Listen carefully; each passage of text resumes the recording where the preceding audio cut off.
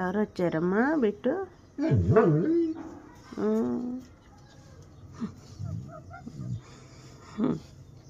Good boy, good boy, good boy, good boy. అమ్మంటే ఇష్టం వీడికి, అమ్మంటే ఇష్టం కదమ్మా.